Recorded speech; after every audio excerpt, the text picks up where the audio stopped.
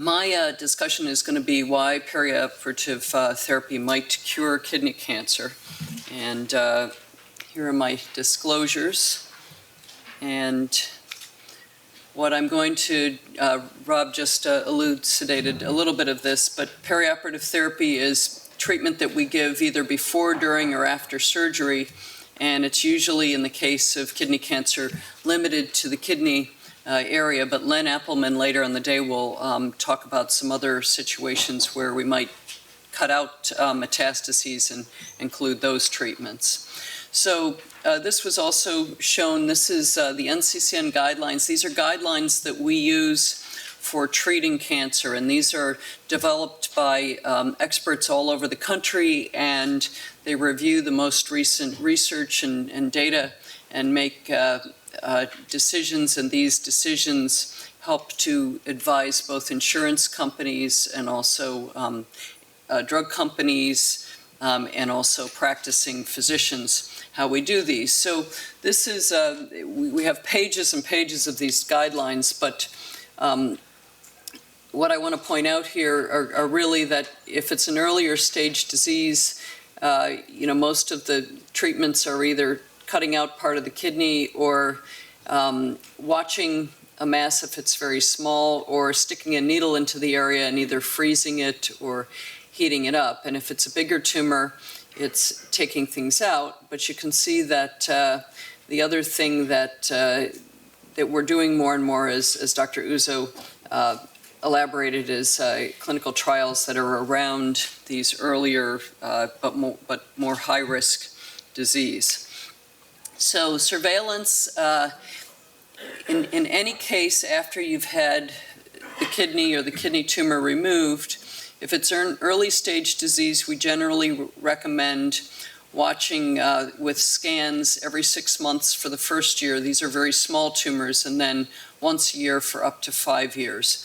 But if it's if the cancer is bigger, it's either bigger than 7 centimeters, so bigger than a baseball, or it has lymph nodes or something else, then the recommendations are to get imaging every 3 to 6 months for the first 3 years, and then once a year for at least 2 years. And sometimes if we have a very young patient, we might even advocate watching it a little bit longer. And the preferred imaging is either a CAT scan or an MRI of the abdomen and a CAT scan of the chest. If it's an earlier stage, we might use chest x-rays in place of things.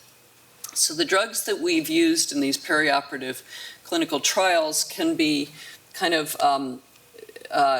defined as either what we call the VEGF TKIs, vascular endothelial growth factor tyrosine kinase inhibitors, and these are some of the drugs that have been used in that setting, and these are drugs that target blood vessels. And the other drugs that, and these trials have all been completed, and I'm able to go over the results of this. And then the immune checkpoint inhibitors, which are drugs that are given intravenously and stimulate your immune system. And so I've listed the drugs in this country and in Canada that we're using. There are a couple of other drugs that are being used in the United Kingdom also in this kind of setting. And so this is a map of the landscape of kidney cancer. And what you can see here are, these are the genes that cause blood vessels to develop, and kidney cancer is full of blood vessels. When you saw that video of the surgery, you could see there was a lot of bleeding, and kidney cancers in general are very vascular. And so half of our tool chest is going after the blood vessels and cutting off the blood supply to the tumor. And then the other part is attacking or directing the immune system, I should say. So the drugs for the immune system, which are listed down here, are drugs that actually tell your immune system to be a little bit more surveillant in your body. So what they do is they tell your lymphocytes to not just recognize if you have an infection and not just recognize if you have a virus. You know, when you get a virus, you sometimes feel a little achy, and you get better on your own. You don't need any antibiotics because your body's immune system is taking care of that. So what these immune therapies do is they teach your body to look for things, not just bacteria, but to look for things that are really foreign in the body. And so cancer is foreign. So some of these new IV therapies aren't actually treating directly the cancer. They're telling your body to help contain the cancer. And the Nobel Prize in Medicine was awarded to Bill Kaelin just this Monday, and he was actually here speaking at a research conference yesterday. And his work was based on identifying the blood vessel pathway and the role of oxygen. And this is a new drug that was from a company called Peloton, and Merck just bought this drug from Peloton a couple of months ago. And this is another new cancer, and I think one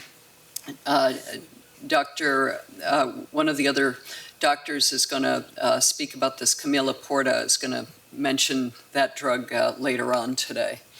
So the drugs that target the blood vessels are very active in metastatic kidney cancer. And roughly 80% of patients, if their disease is spread, are going to get some benefit from these drugs. About 20% of, and this is clear cell of the kidney that I'm talking about, and Dr. Narayan will be talking about non-clear cell a little bit later this morning. But roughly 20% of patients don't respond to these drugs in the metastatic setting, and so that's one of the challenges that we have, is figuring out what are the right drugs for the particular patient and situation. But the use of these drugs, the VEGF TKIs, is remains still controversial in the adjuvant setting. And there have so far been 5 clinical trials in kind of high-risk kidney cancer, not kidney cancer that's been metastasized and cut out, but kidney cancer that's either a bigger tumor, or it's in the lymph nodes, or it's extending into the renal vein. And so what I've done is I've listed all of these trials here. These are the names of the trial, but these are the drugs that were used. So you know these as Sutent or Nexavar or Votrient or Inlyta, and we know them as these generic names. And these are what we call disease-free survival curves. So this is comparing one arm that is the patient that got a placebo to, oops, sorry about that,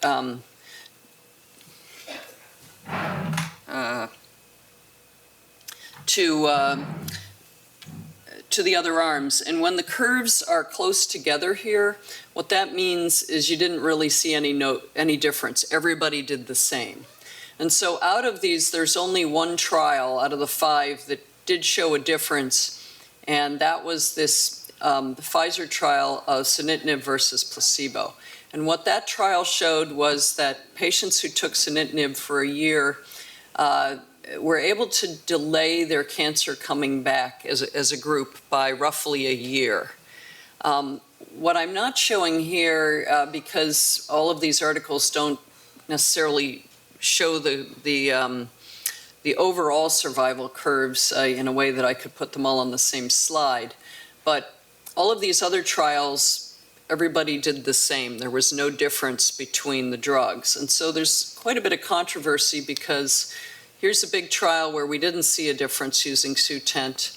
This trial with Votrient, we didn't see a difference. We didn't see a difference in Inlyta, even if you give it up to 6 or 3 years after treatment. And this was just presented last week at the European Society of Medical Oncology with sorafenib, either a year or 3 years. We didn't see a difference. But when you look at this as far as is it curing people and is it changing overall survival, none of these 5 trials showed a difference in overall survival. So this is a little bit confusing for patients, because we have one trial that did show a benefit and then these other trials that didn't. So, why is that? And some of those reasons probably could be patient selection, but some of them probably have to do with tumor biology, and some of them probably have to do with the fact that these drugs need to act on blood vessels. And so if you've taken the cancer out and you don't have a lot of cancer vessels to work against, these drugs just may not work that well in that setting. And so some of the ways we've tried to figure that out are looking at, so this is the Votrient study. So half the patients got Votrient, half the patients got placebo. And what we did see was in some patients, if their drug levels of Votrient got up to a certain point, they did benefit. But the problem is when we went back and looked at the doses patients got, it didn't really correspond to the dose the patient got. So it has something to do with the biology. So there may be some people out there that get benefit from these drugs, but we don't really have a good handle on that. And the other thing that's a little bit troubling about these studies is this is a chart of side effects. And so what we mean by a grade 3 side effect is it's something that really involves interrupting the dose or having to come off of treatment or lowering the dose. And what you can see with these trials, and Emily Feld will be talking about side effects a little bit later in the morning or in the afternoon, is that roughly 60% of patients on every single one of these trials had pretty significant side effects. And that's a little different from these drugs in the advanced disease setting.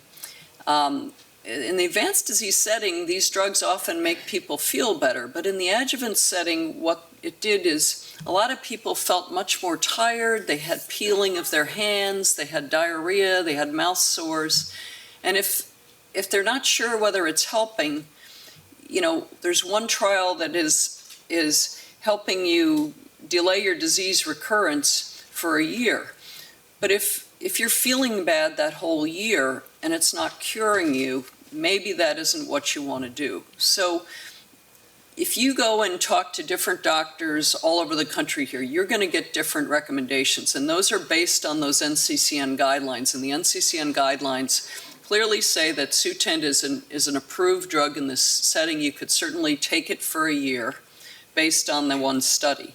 But just know that there are a lot of other studies that kind of didn't show that. And so people are really on the fence about, you know, whether to use that in this setting. And everybody's going to be different. And there's still a little bit of data that we're waiting for. This is the Everest study. Some of you may have participated. This is a completely different mechanism of action. It's an mTOR inhibitor, so it's not the same as these other trials. And this one hasn't reported out yet, but it's no longer enrolling patients. So we wait to find out the results of that. So what I wanted to primarily talk about now are clinical trials that are open now and some of the ongoing work with immune therapy. So immune checkpoint inhibitors are pembrolizumab, which is also known as Keytruda, and nivolumab, which is known as Opdivo, and then Yervoy, or ipilimumab, which is known as Yervoy, and atezolizumab, which is Tecentriq. So these are drugs you may, while you're watching TV, you may hear advertisements and stuff for this. And what these new immune checkpoint inhibitors have done that Betsy Plimick is going to be talking about in advanced disease is they've really become a very active part of our toolbox in treating advanced kidney cancer. And so now there are trials looking at these in the adjuvant setting and also in the neoadjuvant setting to see if they help kidney cancer. And so these are two trials that you can't enroll on, mainly because they've already finished and we're waiting for the results to come back. But this was the Emotion trial and the Keynote 564. And Emotion looked at Tecentriq versus a placebo. So patients would get an infusion after they had surgery and they were at high risk. They would get a year of this treatment in the vein every 3 months or an equivalent placebo. And the Keynote trial did the same thing, pretty much the same eligibility criteria, And that one you got Keytruda for every 3 weeks in the vein for a year. And what was different about these trials than the ones that I was speaking about before is patients really feel very good on these drugs. So it's very hard for us to even know whether they're on the real drug or that. And that might be a little bit spooky. You might say, well, you know, I'm not sure I want to get stuck, you know, in the arm with the vein, you know, in the vein for a year, getting saline versus the real thing. But that's really how we learn, because we treat everybody the same, and we follow everybody the same. So these trials, we're waiting to get that information. And what we're hoping to get with that information is that they're curing more patients with kidney cancer. But there are 2 other trials that are open and accruing, and this is the Checkmate. This is Opdivo with Yervoy, which is nivolumab or ipilimumab versus placebo again. And we don't have this open, but this is open at Lehigh Valley Hospital. It's open at Memorial Sloan Kettering, and it's open at the Jersey Shore at one of the hospitals. And this gives 6 months of this combination therapy or a placebo. So that's another option if you've had kidney cancer surgery and you're within 12 weeks of your surgery and it's considered high risk. However, we do have a trial open here, and this is open at Fox Chase, and this is open in a lot of other hospitals in the area. And this is a trial that you can have your surgery pretty much everywhere. If you participated in the trial, you would need to go to a place where the actual clinical trial is open, but you could still have your surgery done with whichever surgeon that you prefer anywhere. It doesn't have to be at those hospitals. And this is asking a very important question, and that is that we think that these drugs might actually work better if you have a little bit of cancer in there to start with. And so this is a trial that is called the Prosper trial, and it's asking if you give a little bit of immune therapy ahead of time and then take the kidney out or the kidney tumor out and then give some more immune therapy, does that work better than if you just give it in the pure adjuvant setting? And the rationale for that is that we've seen this in other cancers like triple negative breast cancer and lung cancer. And so there have been trials, and especially lung cancer, which is on this side. If you give these drugs ahead of time, there was an article in the New England Journal of Medicine that patients got 2 doses of Opdivo before they had their lung cancer operated on, and nearly half of the patients had a lot of the cancer go away with just those first 2 doses. And that's why we designed this trial to be set up that way, where some of the treatment is done ahead of time. So this is the Prosper trial. And this is open here, and it's open at Fox Chase. And there's 2 arms to this trial, and we had patients, including Deb Maskins, who's here at this conference, help design this trial. But basically, anybody who's diagnosed with a cancer where the cancer looks like it's a little bit bigger than a baseball, so 7 centimeters, and it looks like it hasn't spread. It can be in the lymph nodes, it could be in the vein, and it might have spread a little bit, but as long as the surgeon thinks they can take it all out with that surgery, you're eligible. And so there's 2 arms to this trial, and that's because we have to compare to standard of care. So one arm of the study is just regular standard of care, which is you go, you decide you're willing to go with either arm of the trial, and you sign a consent, and you get some blood work, and you get some scans to make sure that the cancer is what we think it is, that it hasn't spread widely. And you're assigned by a computer nationally to either get Arm A or Arm B. If you're assigned to Arm B, what you do is you just go straight to your regular surgery, and then we follow you exactly like, very closely like we do for standard of care, which in this case is about every three to 4 months that we're doing scans. But if you're randomized to Arm B, or Arm A rather, you have to have a biopsy first of your kidney tumor, and then you get 1 dose of Opdivo, and then you go right to surgery. So that whole time frame really only takes about 2.5 weeks. So it's not really delaying your surgery, but you're getting a dose ahead of time. Then you go and have your surgery, and then you get once a month a dose of nivolumab or Opdivo. And the patients like this because, and the patient advocates, because nobody really likes getting a placebo, and that way you know exactly what you're getting. And so we think this is a very important trial to accrue to. And it's a little bit complicated because you have to meet with the medical oncologist at the same time that you're seeing the urologist. But you know, we all work together very well with this. And so this is definitely something that we can get people to surgery quickly, but also offer you something else. So here are my conclusions. You know, mainly there's no overall survival benefit from the VEGF TKI trials, but there was a benefit to one of the studies in relapse-free survival, so delaying relapse, and that was with adjuvant Sutent.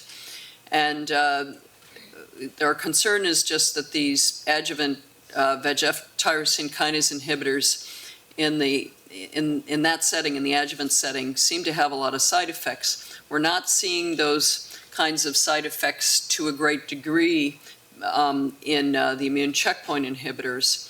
And so these are trials that you could participate in, but your other choices are also, surveillance is still a very reasonable standard of care, and adjuvant Sutent is an option. So thank you very much.